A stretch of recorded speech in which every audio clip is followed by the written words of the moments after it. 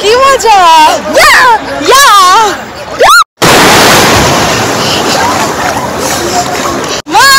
Hello বন্ধুরা, welcome back to my channel Rumela and you.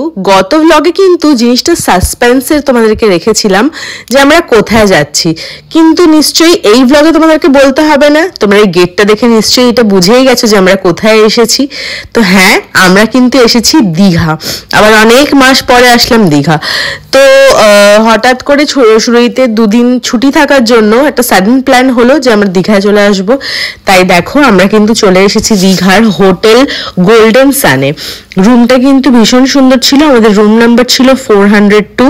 তারপরে দেখো এখানে তোমাদেরকে রুমের ইন্টেরিয়রটা দেখাচ্ছি, খুব সুন্দর ছিল রুমটা, মানে মোটামুটি। বাট আমাদের কিন্তু অন্য হোটেলে থাকার ইচ্ছে ছিল, কিন্তু এখানে যেহেতু স্যাটারডে সানডের একটা খুব রাশ থাকে, ক্রাউড থাকে, তার জন্য কিন্তু ম্যাক্সিমাম হোটেলই ফুল প্যাকড ছিল। এখানে তোমাদেরকে বাথরুমের ভিউটা দেখাই, সবকিছুই খুব পরিষ্কার ছিল, কোনো রকম কোনো অসুবিধা হয়নি। আর স্টাফদের বিহেভিয়ার কিন্তু সত্যিই খুব ভালো ছিল।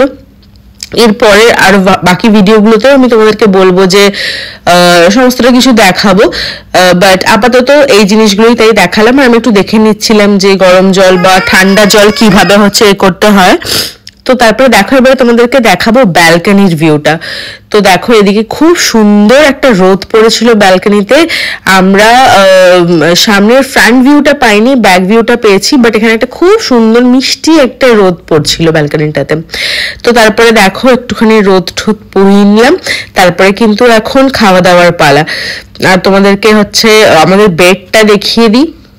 দেখেছো খুব সুন্দর, পিছনে একটা সোফা সিস্টেম এত সুন্দর আছে যে বাচ্চারা যদি খেলাধুলা করে বেডের মধ্যে লাফায় টাফায় তাহলেও কিন্তু মাথায় লাগবে না।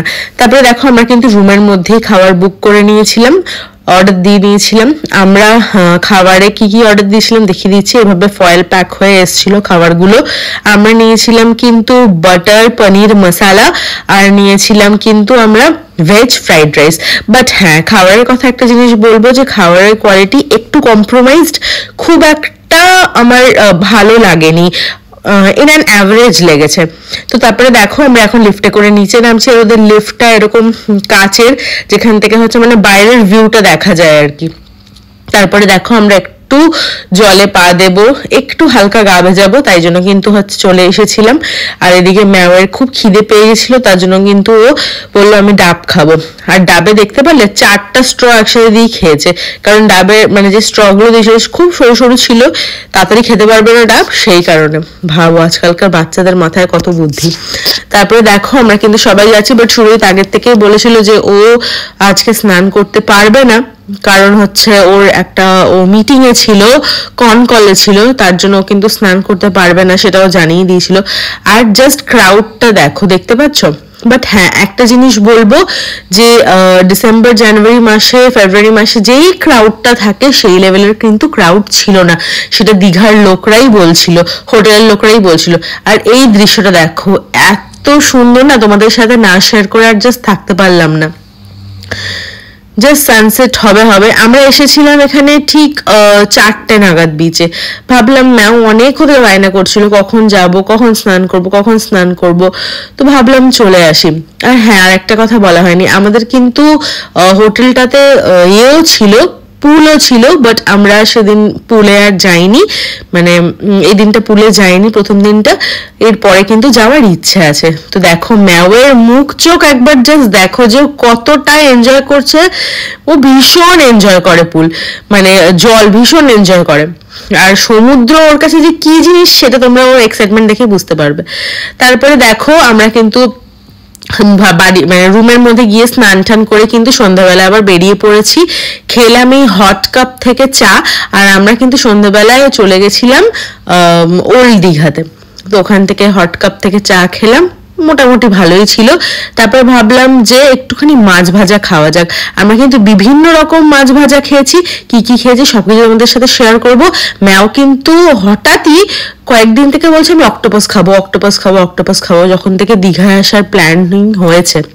তো অক্টোপাস তো ছিল না, বাট স্কুইড নেওয়া হয়েছিল, আর অনেক রকম মাছ নেওয়া হয়েছিল। একটা বড় সাইজের পেটি নেওয়া হয়েছিল যেটা তৈলাক্ত ছিল একদম, আর নেওয়া হয়েছিল চিংড়ি মাছ।